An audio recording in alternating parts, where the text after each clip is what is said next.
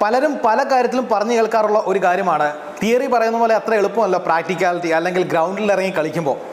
ഇത് പല ബിസിനസ്സുകാരും പറയാറുണ്ട്, എന്നോടും പറയാറുണ്ട്. ഇത് ഞാൻ 20 വർഷമായിട്ട് ഒരു ബിസിനസ് ചെയ്യുന്നു, അതിൻ്റെ ഇൻഡസ്ട്രി വർക്ക് ചെയ്യുന്നു, അതിൻ്റെ എല്ലാ പ്രശ്നങ്ങളും ഞാൻ കണ്ടതാണ്. അപ്പോൾ അതുകൊണ്ട് തന്നെ നിങ്ങൾ തിയറി പറയേണ്ട ആവശ്യമൊന്നുമില്ല, തിയറി കൊണ്ട് ഒന്നും ചെയ്യാനായിട്ടില്ല എന്നുള്ളത്. പക്ഷേ ഈ തിയറിക്ക് മാനേജ്മെൻറ്റിൽ അതിൻ്റെതായ ഒരു ഇമ്പോർട്ടൻസ് ഉണ്ട്. അതിനൊരു കാരണം ഞാൻ ഒരു തിയറി വെച്ചിട്ട് തന്നെ പറയാം. കാരണം ഹെൻറി ഫ്യൂൾസ് എന്ന് പറയുന്ന ഒരു മാനേജ്മെൻറ്റ് ഗുരു ഉണ്ട്, നിങ്ങൾ കേട്ടിട്ടും ഉണ്ടാവും അല്ലേ. ആളുടെ ഒരു 14 പ്രിൻസിപ്പിളുണ്ട്, 14 പ്രിൻസിപ്പിൾസ് ഓഫ് മാനേജ്മെൻറ്റ്. അപ്പോൾ ഈ മാനേജ്മെൻറ്റ് തിയറിയിൽ 4ാമത്തെ ഒരു തിയറി പറയുന്നത് യൂണിറ്റി ഇൻ കമാൻഡ് എന്നുള്ളതാണ്. ഈ യൂണിറ്റി ഇൻ കമാൻഡ് എന്ന് പറയുന്ന ഒരു കാര്യത്തിൻ്റെ ഒരു ഇഷ്യൂ എപ്പോഴും ഓർഗനൈസേഷൻസ് കാണാറുണ്ട്. അവിടെ ചെല്ലുമ്പോൾ പലപ്പോഴും 2 or 3 അതോറിറ്റികൾ ഉണ്ടാകാറുണ്ട് ഒരു പർട്ടിക്കുലർ ആക്ടിവിറ്റിക്ക് വേണ്ടി മാത്രമായിട്ട്. 2 or 3 പേർ ഒരാളെ റിവ്യൂ ചെയ്യുന്നുണ്ടാവും, 2 or 3 പേർക്ക് ഒരാൾ റിപ്പോർട്ട് ചെയ്യേണ്ടതായിട്ടുണ്ടാവും. അപ്പോൾ ഇതൊക്കെ ഒരു വലിയ പ്രശ്നം തന്നെയാണ് അല്ലേ. ഈവൻ മാനേജ്മെൻറ്റ് ബോർഡിൽ, അതായത് ഡയറക്ടേഴ്സ് ബോർഡിൽ പോലും ഈ ഇഷ്യൂ ഉണ്ടാകാറുണ്ട്. കാരണം മാനേജിങ് ഡയറക്ടർ എന്ന് പറഞ്ഞൊരു പൊസിഷൻ ഡിഫൈൻ ചെയ്യാതെ എല്ലാവരുടെയും ഈഗോനെ സാറ്റിസ്ഫൈ ചെയ്യാനായിട്ട് എന്ത് ചെയ്യും, എല്ലാവരും ഡയറക്ടേഴ്സായിട്ട് വെച്ചു. അപ്പോൾ ഈ ഡയറക്ടേഴ്സ് എല്ലാവരും എന്ത് ചെയ്യും, അതിന് താഴെയുള്ള മാനേജ്മെൻറ്റ് സ്റ്റാഫിനോട് വന്നിട്ട് എല്ലാവരും ഒരേ കാര്യത്തിൻ്റെ അകത്ത് എക്സ്പ്ലനേഷൻ ചോദിക്കും, പല ഡയറക്ഷൻസ് കൊടുക്കും. ഇതൊക്കെ വലിയ ഇഷ്യൂയിലേക്ക് എത്തിക്കും അവസാനം അല്ലേ. ഈവൻ നമ്മളുടെ എംപ്ലോയീസ് ഫ്രസ്ട്രേറ്റഡ് ആവും, ആരുടെ അടുത്താണ് റിപ്പോർട്ട് ചെയ്യേണ്ടത്, ആരുടെ ഡയറക്ഷനാണ് കേൾക്കേണ്ടത്, ഇതൊക്കെ വലിയ ഇഷ്യൂ തന്നെയാണ്. അപ്പോൾ നമ്മളൊരു ഓർഗനൈസേഷനിലായിരിക്കുമ്പോൾ തീർച്ചയായിട്ടും ഈ ഒരു റൂൾ ശ്രദ്ധിക്കണം അല്ലേ. യൂണിറ്റി ഇൻ കമാൻഡ്, ഒരാളെ പാടുള്ളൂ, ഒരു തലയെ പാടുള്ളൂ, 2 തല പറ്റത്തില്ല.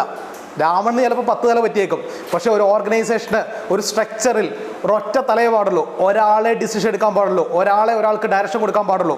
ഒരാൾക്ക് 2 പേര് ഡയറക്ഷൻ കൊടുത്തു കഴിഞ്ഞാൽ അതൊരിക്കലും സക്സസ് ആകത്തില്ല. അവിടെ എഗെയിൻ ഇഷ്യൂസ് ഉണ്ടാവും, എഗെയിൻ കോംപ്ലിക്കേഷൻസ് ഉണ്ടാവും. കാരണം എന്താണ്, ഈ കേൾക്കുന്ന ആൾക്ക് ഏത് ഡയറക്ഷൻ, ബിക്കോസ് നമ്മൾ ഒരേ ലക്ഷ്യത്തിലേക്കാണ് പോകുന്നതെങ്കിൽ കൂടെ 2 രീതിയിൽ പറയാം. ഞാനിപ്പോൾ ഡൽഹിക്കാണ് പോകുന്നതെങ്കിൽ എനിക്ക് ട്രെയിനിൽ പോകാമെന്ന് പറയാം, മറ്റൊരാൾക്ക് ഫ്ലൈറ്റിൽ പോകാമെന്ന് പറയാൻ സാധിക്കും.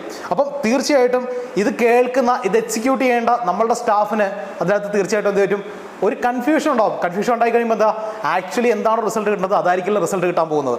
അപ്പോൾ തീർച്ചയായിട്ടും തിയറി എന്ന് പറയുന്ന ഭാഗത്തിന് അതിൻ്റെതായ ഇമ്പോർട്ടൻസ് ഉണ്ട്. ഈ തിയറിയുടെ എല്ലാം പുറകിൽ വർഷങ്ങളുടെ റിസർച്ചും പ്രാക്ടിക്കൽ ഇംപ്ലിമെൻറ്റേഷൻ്റെ റിസൾട്ടുകളെല്ലാം കോർത്തിണക്കിക്കൊണ്ടാണ് ഓരോ തിയറിയും ഉണ്ടാക്കപ്പെടുന്നത്.